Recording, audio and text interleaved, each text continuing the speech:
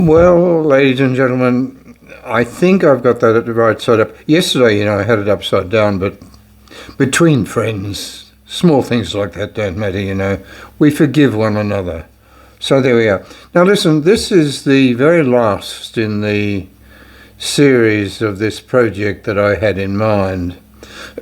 So I'm going to complete the small things that remained on the theme of who had what.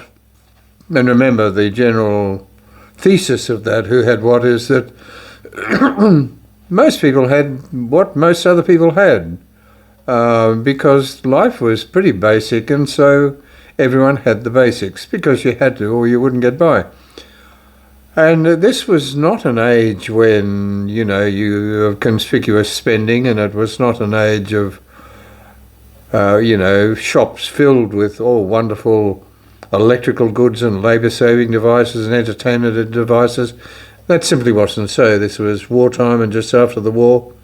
And so the only difference between one household and another was probably, whether it was a one-star establishment or whether it was a five-star establishment. People with a bit of money and a few kids, well, they could move 3-star, 4-star, 5-star. Down our end of town, we were generally about 1-star, I think, except my cousin, of course, because they were affluent. They only had the one child. And, excuse me. And so I think it was a difference between the same thing with the 1-star version or the 3, 4, and 5-star version. That's the general theme, and I think that's fairly accurate. But I made a mistake yesterday that, my mind gets a bit soft and so on. I began talking about, or did talk about, a fellow called Keith Bowden. Now, Keith was in our class right throughout school time. And I remember Keith particularly. He was a good fellow, but his birthday was just near mine. I know he was born on the 31st of December. So he was older than me by about, 8 or 9 days, something like that. And but I called him Kevin at one stage. I don't know why. I just think that, when you get old, everything becomes a bit softer, And but it was Keith Bowden, but I know that he had a cousin called Dixie Newton, Dixie was a tallish sort of lad, like a stick, as I recall. And I used to think the name Dixie was a bit unusual, and Charleville was always on the lookout for the unusual. I remember there were some kids in our class once called Ogilvy, a family name that seemed a little bit grand to me, but, God only knows what they thought of Bilby. But one of them was called Earl Ogilvy, and, I don't know whether it was a nice name, I suppose, but I thought it was a bit uppity, but, forgive me for unleashing my childhood prejudices on something like that. Anyway, I've shriven myself as far as Keith's name is concerned. Keith was a very fine fellow. He left Charleville to go to school in Brisbane, I think, when he got into sub-junior. He went to Brisbane. And he continued with the commercial studies that we had been cursed to follow in Charleville at what was called a high school, but which really wasn't. It was no more than a continuation of the old commercial, as they call it, which was an alternative to scholarship back in the 20s, 30s, I suppose, something like that. Bloody awful situation. The townspeople should have marched. Why the townspeople put up with it, I really don't know, but they did. But they put up with it out of ignorance. My parents knew no better, and neither did I, in a sense, till I got down to Brisbane and discovered that I was some curious creature who had no language and no science, and taught by teachers with no maths. Oh dear, I should sue, I should, I've always dreamt of riches. That could be my way to riches, I would have thought. But I made a mistake yesterday, in a sense. I was describing what was in the kitchen, and I totally overlooked cooling systems of food, because in the early days, everyone had ice chests, not refrigerators. And our ice chest was kept in a room adjacent to the kitchen, so I forgot about it.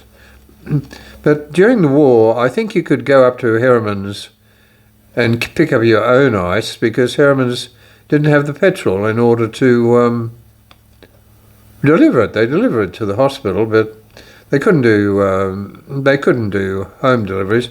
So I think you just went up to the iceworks and got it.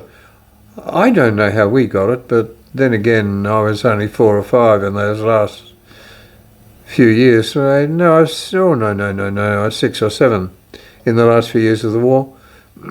But after the war ended, I know deliveries did resume for a time, but it may have only been for a time, because, soon, maybe by about the end of the 50s, the end of the 40s, early 50s, refrigerators tended to find their way into ordinary households.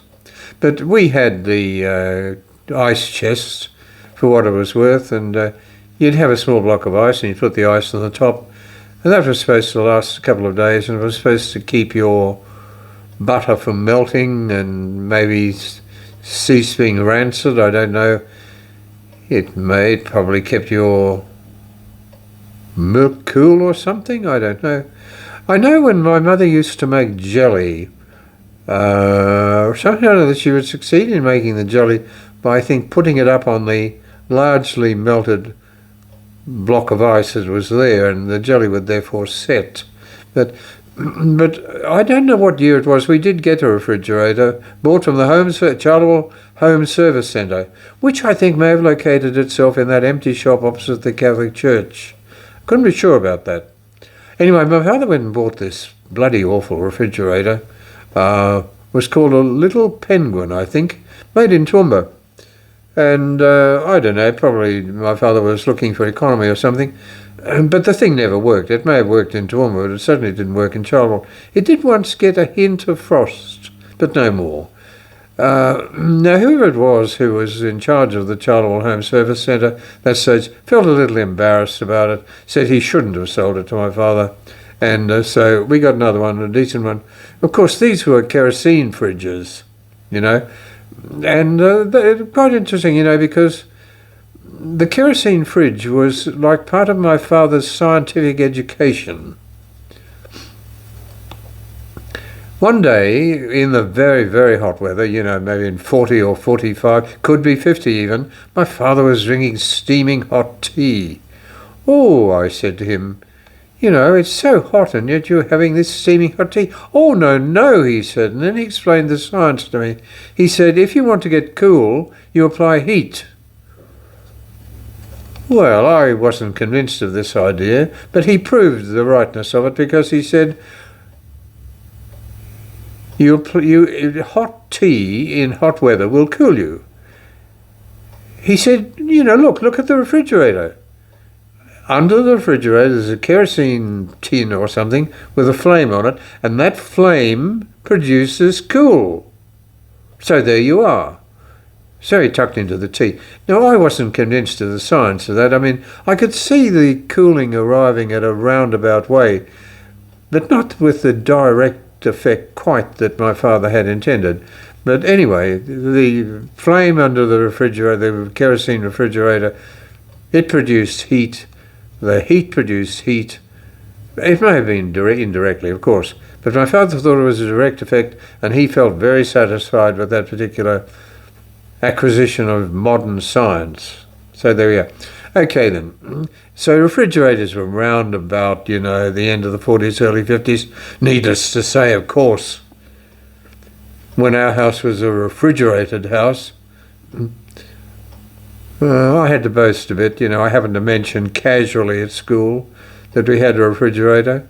Much as if we'd won gold lotto or something. I don't know whether anyone else was impressed. I dare say they had refrigerators before we did. But nevertheless, to me it was a big event, and, I thought we were coming up in the world. The other thing I forgot about was the entertainment in the home. There was that bloody 4VL, of course, but we'll overlook that. Let's just have a look at the machine. People did have radios from a fairly early time. Now, I can remember my first memory, No, I was once accosted, maybe I shouldn't say this, but I was accosted in youth by a rooster. Oh, it was our rooster. It didn't belong to Mrs. Creevy behind us, she of the black chook that my father silver frosted. No. I may have only been 2. I could have been 3, could have been 2, I don't know. No, it must have been 3. Because we moved up to the new house at the end of, just before my 4th birthday. But I'll tell you about that, between friends, of course. It's marked me, Now, it must have been summer because I was wandering the yard as the nature had left me. In other words, naked. Well, I was wandering innocently through the yard naked when I was accosted by this rooster. This rooster advanced towards me with intent. Well, I didn't anticipate intent. But the rooster thought that he had espied worms. Oh, did I get a fright. I ran to my mother, and I cried out, what the rooster had done. Oh, it marked me for life, Oh, terrible. But the next memory I have was when I was still only 3. The Kellys had a sort of a relative staying with a young fellow called Alan Kelly. And Alan Kelly was having a birthday, and they had a birthday party for him. And I know they had a birthday cake on a fruit case in the backyard near a tap, and the tap leaked a bit, and the wheat that they used to feed whatever had sprung up around that tap, and so there was a clump of wheat there. Well, it was his birthday, but that made no difference. I demanded the right to blow the candles out. Well, apparently I was denied, and boy, did I put on a turn. And I wrestled, rolled around squawking and carrying on like a spoilt brat in the middle of this little clump of wheat. Anyway, someone took a photo of it. I saw the photo the other day. But that's one of my first memories, But I mention that because it reminds me of the Gordon's house. Now, Ellen Kelly, remember, Mrs. Gordon was a Kelly. Ellen Kelly must have been a relative. I've got a frog, not terminal. But in that house, that would have been in 1940, let me see, about 41, 42, something like that. But in Kelly's house, in Gordon's house rather, they had a radio. It was a little radio like this, and you turn it would go squawk, squawk, as you flip through. It's sort of a dial-y sort of thing, and in such stations as it may have picked up, which wouldn't have been much, it had this squawking in between. But they did have a radio at that point, and that was 41. So when people first started having radios, I do not know. I remember that because there was a singer called Kate. Oh, I'll think of her name. Kate someone. Oh, she was a famous singer, but I couldn't stand her. Kate. Whatever it was, if there was a famous singer of 41 called Kate something, that was what I didn't like. And that's the only thing I can remember. But that caused me to remember they did have a radio. And it reminded me then that when we moved up into the new house, we had a radio when we moved up there. I don't know whether it came with us or whether it arrived when we arrived, but it was not a grand piece of furniture, but it stood, whatever, metre in the air or something like that. You could get 4VL on it, and round about or a certain time of day you could pick up distance stations, but with a hell of a lot of static, not much chop, so you're pretty well restricted to well, you couldn't get anything else but 4VL during the day, and at night you may be able to pick some things up, and maybe the amount of static varied from time to time. I don't really know, because I do know that now I think the Mrs. Obbs and Green Bottle and things like that were on 4VL, but I know you could sort of faintly get 2TM, and maybe you could get there was a commercial station in Brisbane in those days. I can't remember which one it was. One of the commercial stations in Brisbane used to have Italian programs. And I used to listen to the Italian programs. I didn't learn much Italian, I might add, but but nevertheless, I could say telephone numbers in Italian, but that was about it, But I dare say I fancied myself for having been able to do that. Telefonate 501, blah blah blah blah blah. But that was when I was young, I haven't bothered with. I haven't essayed Italian for a little time. But in my, primary school years, I used to listen to those Italian programs and wish, I had a certain sort of cosmopolitan dream, shall we say. But anyway, there were radios. Now, later on, I'm not quite sure when, maybe towards the late 40s, 50s, we got a grand piece of radio, more fine piece of furniture. And we really felt we'd arrived, in the usual Lower King Street way. If you had a new radio that produced a pretty good sound, you weren't going to sort of, keep your light under a candle under a bushel. For God's sake, no. No, we'd turn it, well, I would anyway. We'd turn it up, which would advertise to all and sundry that we had a radio of quality.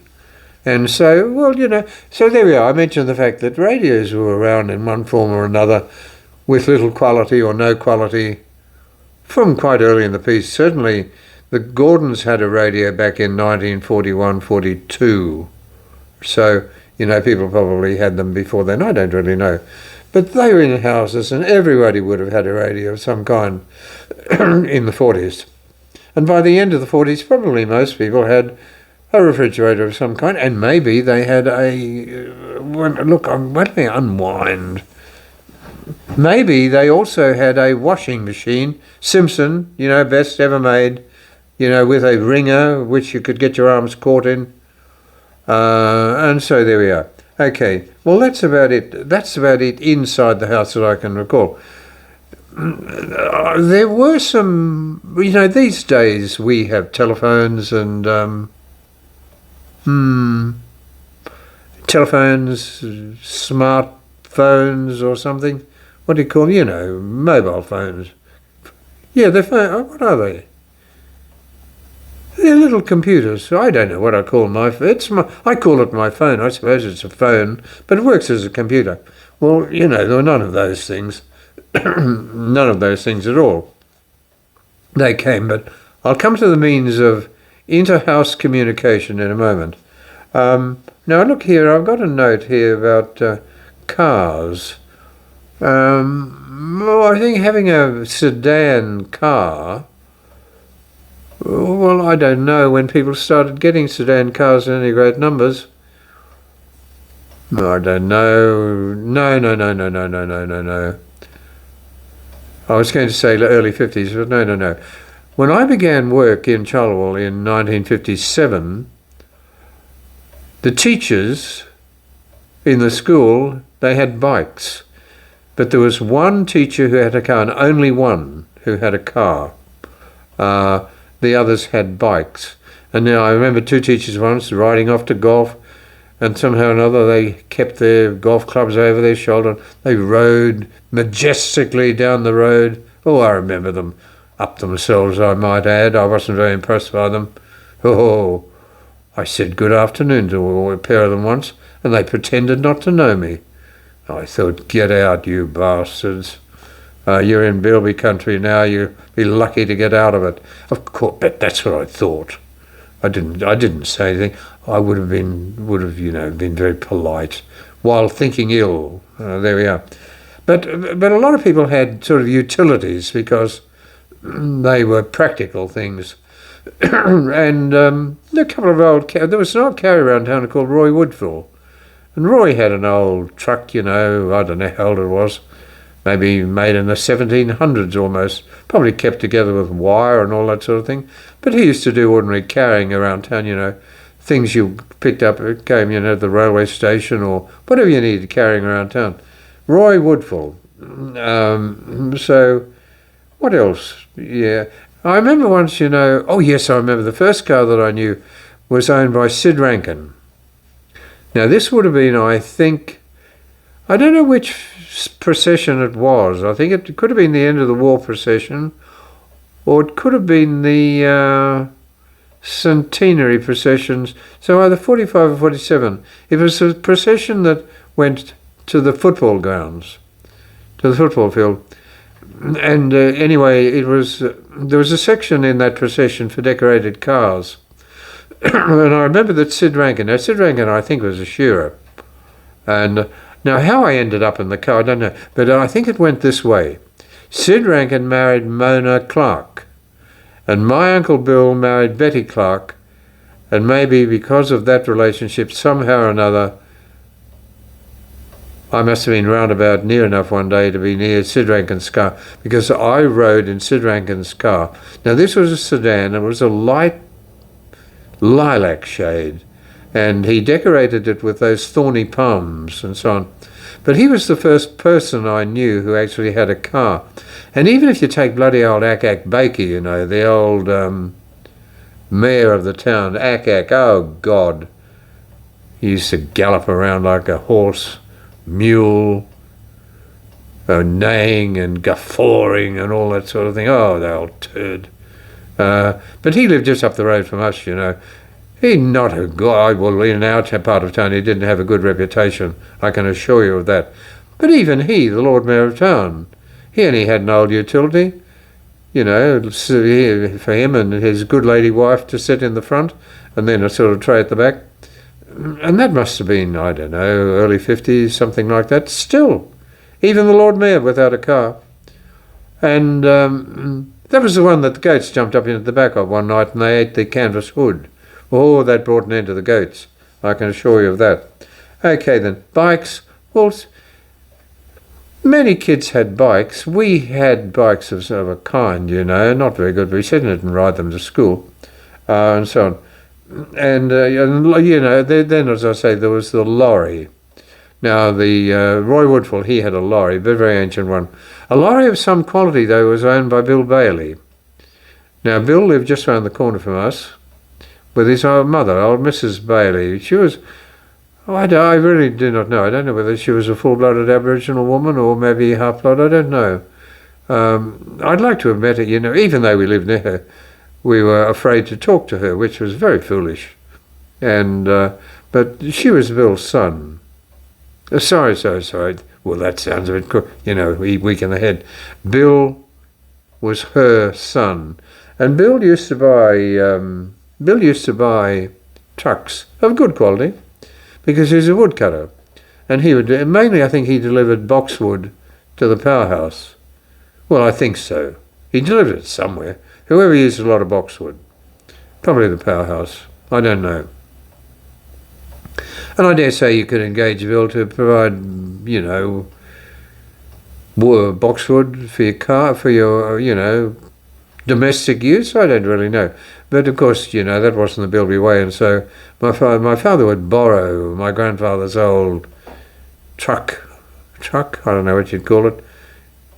It had a sort of something in the back that you could load things onto. You might call it a utility or something, I don't really know. But I wouldn't want, I talk about my father taking us for a ride.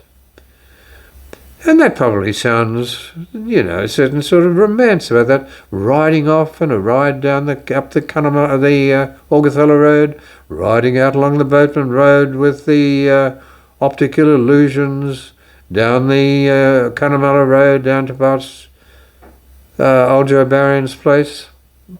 Well, Jo, of course, as I told you, she had a horse and cart. But nevertheless, now, when I talk about those rides, they might sound rather romantic. I can assure you they're not. Because whenever we went out, I take her Dad and the car. Well, if you were alert, you would have anticipated that there would have been a problem, and indeed there usually was. There would be a flat tyre, or there would be a general breakdown, and so any of these rides were always fraught with danger. Well, I may have gone on these rides out of a sense of adventure, or I may have gone on them out of, escape from boredom or something like that. But frequently, though, you'd have a flat tyre. Well, that had two problems. One, had Dad have an adequate jack? Well, you would anticipate very few things that Dad had were ever adequate. But nevertheless, anyway, if he had the jack, well, if the jack actually worked, he could jack the car up a bit, get the wheel off. And then in those days, if you had a flat tyre, well, you had to do two things. You had to apply a 5-minute patch, which were of questionable quality. And, well, Dad often had the bad luck of, repairing a patch or a puncture with a 5-minute patch, only to put another hole in the tyre as part of the process. Oh, it was a risky business, I can tell you. Repairs, I don't know, or running out of petrol, maybe, or pushing. Oh dear. The countryside had its romance, that's for sure. But I don't know that the romance was augmented by the quality of the ride that we had, because they were not particularly reliable. Oh, God, I tell you, I used to worry about those excursions. Well, we'd always get home, of course, but you imagine the car would break down, or there'd be an tyre gone flat or something like that. Dad would be out of all charity with the car. He'd be out of all charity with the world. Mum would be out of all charity with him. A fracas would develop. Oh, I tell you, it was purgatory. Purgatory, I tell you. Years of... I'm probably the only person who in life experienced purgatory. Well, as did my brothers and sisters. Oh, God, it was awful. But there we are. Okay, now that's about it. Where did I just see? The train. Yeah, the train, indeed. I just had a look, I know in the early 50s and probably in the 40s, if we take the Friday night train from Brisbane, it left Brisbane about 7, supposedly got to Charleville about 12:30 on the following day. Never did, of course, but theoretically, if it did get to Charleville about 12:30, should have got in, it would have taken, that was a journey of about 17 and a half hours. Now, I calculated that out at about 28 miles an hour, something like that. And I notice now what was that? That would have been, we'll say 1950. 72 years later, the travelling time by train between Brisbane and Charleville is still 17 hours. Oh dear. Yeah, I rang them one day, recently and said, tell me about a trip to Charleville on the Westlander. Well, it isn't the Westlander anymore. I don't think they call it that. One carriage, all in together, second class. I said, what about the drunks? As there would be, Oh, they said the staff would keep that in order very, very well, I said, what about screaming kids? Well, okay, then, yeah, that would be a bit of a problem. But they assured me, nevertheless, that Queensland Rail would attempt to look after my comfort as best they could. Now, fortunately, by the time I got various concessions, I reckon I could have got to Charleville on the train for about $25 or something. But I don't know whether I could cope with it. It would be too much for me, all in together, because I've got tickets on myself these days. And I'm not into the second-class sitter anymore. If I can go in the quality, first-class sleep, as I used to be able to do, in the 1950s, 1960s. But I'm certainly not getting into all in together with a Queensland Rail carriage for 17 hours all night. Oh, no, thank you. So, we have the trains and so on. There we are. But that's about it. Okay, then. Okay, now I've got some other bits and pieces here that are just absolutely miscellaneous, but I'll take this opportunity of mentioning them. I told you one night my grandmother went for a walk and we went up Parish Street and we met Mrs. Radnage. I'd forgotten her name, but they're going to have a good old gossip about my mother. Even grandmothers gossip about your mother. I don't know what year this was. This must have been 1949 when Jill was born in 1949. But Mrs. Radnich stood beside her hedge. It was pitch black, must have been no moon that night. And she introduced the subject of my mother. Well, she didn't know that I was standing there, all ears, you know. And I think Gran was ready to go too. And Mrs. Radnich said, because Mum was pregnant, you know, Mrs. Radnich said to Gran, they say, because, you know, they say she's let her dressing gown down by 1.5 inches. Well, I don't know what the significance of letting the dressing gown down by 1.5 inches would be. Maybe to old mothers and so on out there it meant something. It didn't mean anything to me. But I thought to myself, this is before they discovered that I was there and I was listening, and Mrs. Radnich thought it would best to cease her talk. And my grandmother also thought that it would not be prudent to continue. But my mother, when she was pregnant, heavily pregnant, as they say, she used to go into purdah. She would never be seen. So how anyone would know that she'd done anything with the dressing gown, I do not know. Nor could anyone have known. I mean, how would they get into the house and see Mum in a dressing gown and know that she'd let the dressing gown by 1.5 inches? But this is sort of yak that went on. But this was a means of, you know, transmitting. I mean, these days we have telephones and all that, you know, computers and smartphones and all that sort of thing. But in those days it was much more direct. You know, you exchange these crucial pieces of information over the fence. And that was one means of communication. But there were other more sophisticated means, you know. Now, I didn't ever see this. And certainly this was not so by the 40s that I can recall. But this may have been true. This would have been true in the 20s, may have been true in the 30s. I don't know. But there was actually a town crier, you know. Charleville had a town crier. Now, my Aunt Lil, she knew all about that. And the town crier would move around town. And in our end of town, he would go as far as Goodman's Corner. And I don't know, he must have had a bell and so on. I don't know whether he had a uniform. But Charleville really did have a town crier. Oh, yay, Mrs. Bilby let her dressing gown down by 1.5 inches. Hear ye. Piss off, you know. Well, I mean, I'd like to have seen that, but really, that's a piece of news for it. Charleville really did have a town crier. And I know one of his stops was Goodman's Corner in Parish Street, but where else in town he went, I don't know. Maybe he ranged all over town. But the news could be spread by the town crier. Okay. There was another family that my Aunt Lil told me about who lived up Galatea Street way, I think. And there were two families there, can't remember their names. Maybe Brayleys, I'm not sure, but I wouldn't guarantee that. But they had a special way of communicating. When they wanted to communicate between one house and another, well, you know how when you have a phone and the phone rings, and you hear the ringing and you think, oh, someone wants me on the phone. You're alert. Okay, well, these two houses, who must have been within hearing distance, either one of them or both of them each had trumpets.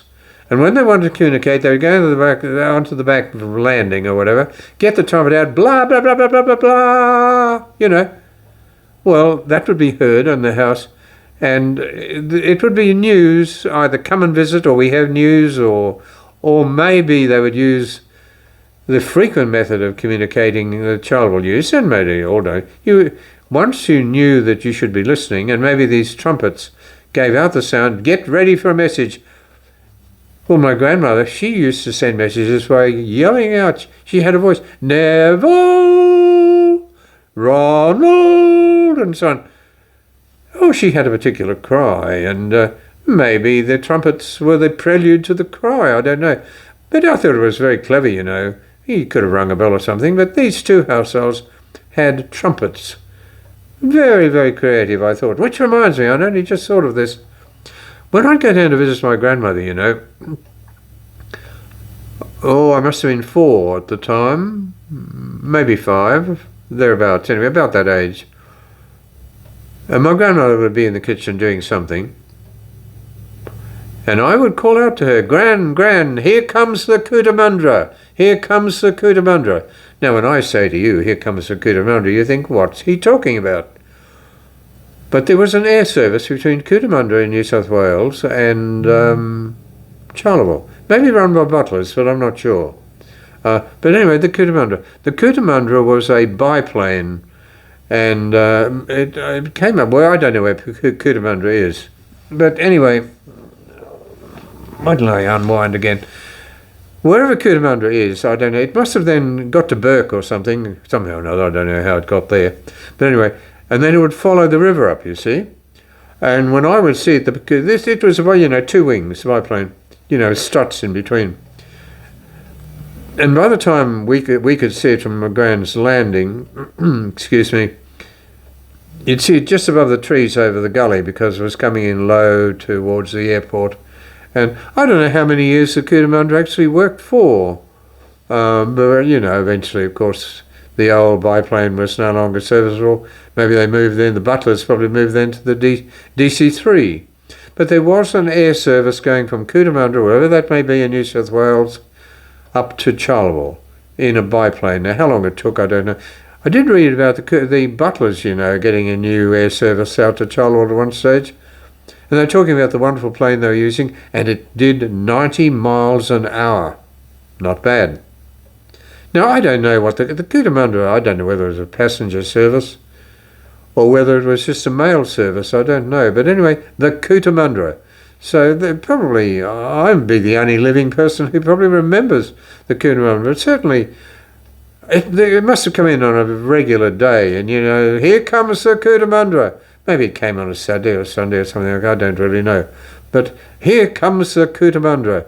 And so, those of you who are interested in these things, you can read, if you go into Trove, it'll certainly say something about maybe butlers. Sounds like a butler air service thing. It may be butlers, or maybe you just look up Cootamundra Charleville Air Service, and that will give you the whole history of it if you're interested in that sort of thing. Now give me a look. We have Chalkai, and I think I've got one last thing that I haven't mentioned here. There was I shouldn't put this quite at the end, but nevertheless, there were 2 pieces of terminology that I became alert to early in the piece in relation to grandmothers and mature ladies. And I noticed that women could be called one of 2 things. If you're an aged lady or a lady of mature years, you might by some be called old granny so-and-so, or you may be called old mother so-and-so. Now, it may be that in the eyes of most people there was no distinction between the 2. But I felt, that I was always fairly sensitive to language, though for God's sake how I do not know, and that it should be so I do not know, but nevertheless I observed a distinction between old mother so-and-so and granny so-and-so, or old granny so-and-so.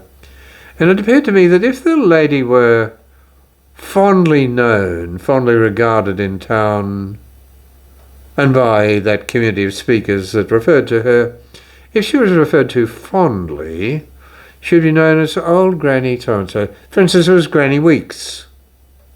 Granny Weeks was down there near that. It ultimately became Claire's shop, I think. We used to call it the second shop. But it was down there in, what street would that one be? Must be in Edward Street. And the shop is down there in the block below the picture show, or the below the ambulance station. And she lived next door to that. Oh, her house, wooden house, set right back from the, set right back in the yard. And I often wanted to go and have a look at it. She lived to a very old age. I mean, in those days you felt you could really freely go in and introduce yourself to Granny Weeks. But Granny Weeks had a couple of sons, Darcy Weeks, I remember one of them.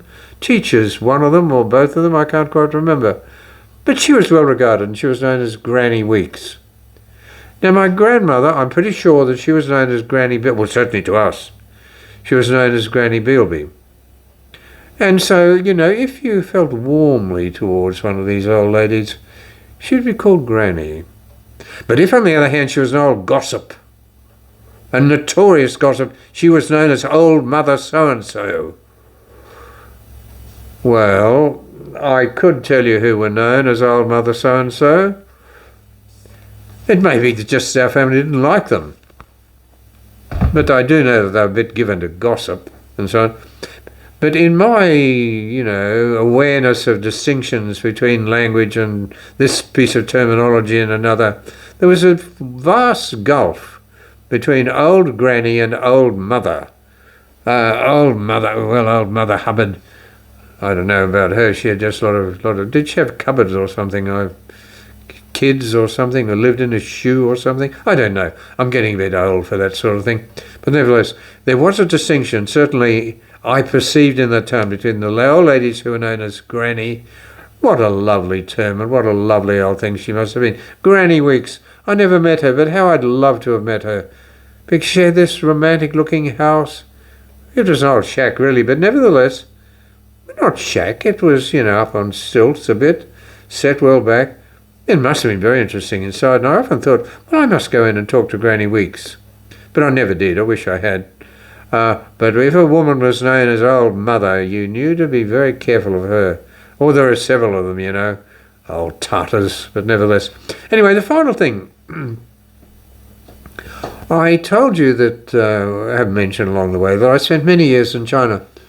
And I first became aware of China in, when did I first go to China? 1980. And that was my first experience of China, but I was very impressed by China, and I visited fairly often in the 1980s. When I say often, every couple of years I'd drive to Beijing for a week or so, because in the middle of winter it was very cheap. No one else wanted to go, but I liked it, and so off I went. My first longer-term experience of China, of course, came in the mid-90s. And I said to some friends of mine, look, I'll come up and I'll give you a hand. They worked at the university up there, and I said, look, I'll come up and give you a hand. And so when the opportunity came, I did go up. I didn't know where I was going, of course, but I was going to Hubei. I didn't know where Hubei was, and I didn't know where the places were. But that's okay, I didn't mind. I was going to help, and I'm not backward. Anyway, I went up to Hubei. It was a very, very poor province in those days, and where I went to was extremely poor. And I always got on very well with the farmers out of town. And so, I'd go out to the farms. And so what I went to were very, very poor places. And but I loved them. I thought they were very wonderful. And the reason that I loved them, and I fitted in so well and I felt so comfortable in them, was because when I went to these really poor places in China in the mid-90s, it was like being back in Charleville in the 40s. Oh, for God's sake. Many Westerners who went there in that time, they found that they thought this was, a time of great hardship for them.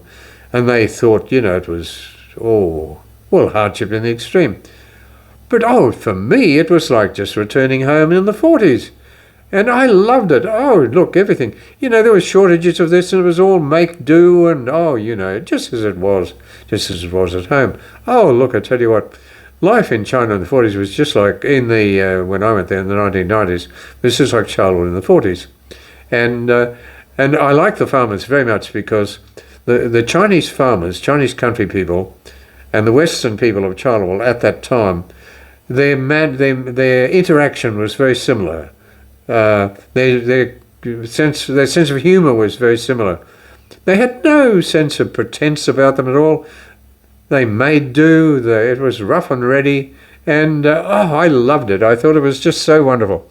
It was sort of taking me back in time. So it was no hardship for me. It was certainly hardship for many of those who sort of accidentally arrived there. I don't know what they were expecting, but they saw strange things, that they weren't accustomed to. But not me. I'd been in Charleville in the 40s, and by God, that prepared me for the really poor parts of China in the 1990s. Of course, things have changed. Time, hush, I shouldn't really say this because people can get offended here, If I go to Charleville now, I don't know that it's better than in the 1940s, but the advance, has been gradual. But those very poor places in China in the 1990s, the farmers only had 2 meals a day. One meal at 10 o'clock, one meal at 4 o'clock. And that meal was the same meal every day, every meal the same. One bowl of rice with a green vegetable over the top of it. And that was it. The kids were to go to school and their first meal was 10 o'clock. And then they'd go to school, and then the next meal was 4 o'clock in the afternoon. That's probably when school ended and so on. And life was really tough for them. Oh, and some of the hotels I had to stay at there from time to time. And oh God, look, I'll tell you, I should do you a series on China, But nevertheless, the reason I mention that is because if you go to those same places now, those very same places, high-speed trains going through, 4-star, this is since mid-90s, high-speed trains going through, 4- and 5-star hotels, traffic lights in the town. Oh dear, oh dear, oh dear. I'll tell you what, it's an eye-opener for sure. But it didn't matter, When I went there in the 90s, it was like going back in time to Charleville, and I thought that was very wonderful. And of course, when I go there now, as I say, high-speed trains and 5-star hotels and all that sort of thing, and it's pretty impressive. And so I thank Charleville, though, for the ease with which I fitted into China, because the people were much the same, the sense of humour was much the same, the sense of making do was much the same, the no bullshit was much the same. And that's just one of Charleville's great virtues, I mean, since I, have moved away from Charleville, I've gone on with studies and I've travelled a fair bit and I've done this and I've done that and all that sort of thing.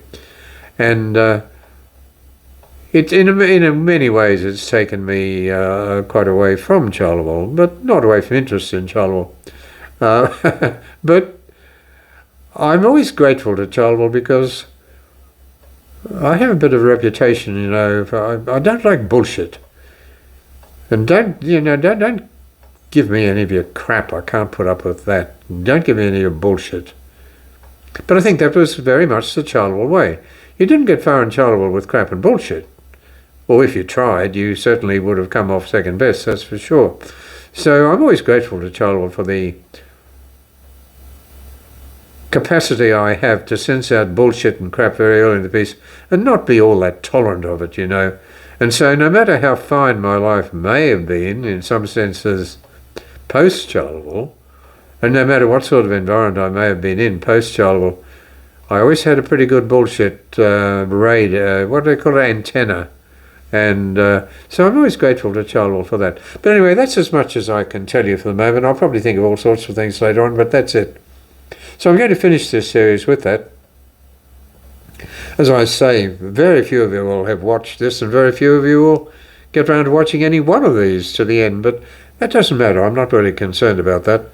I just want to be sure that somewhere there is a record in which someone of the 1940s and someone from Charleville of the 1940s has got a record of what it was like for them. And even though the record that I give is from someone, around about 10 or a bit more, a bit less,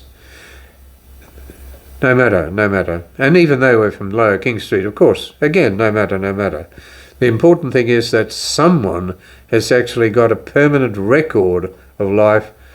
And while it may not give the whole story, it may, as I say, be filtered through the eyes of a 10-year-old, and certainly a 10-year-old from Lower King Street, there is some sort of record there of someone's reaction to the time, however incomplete and however inaccurate it may be.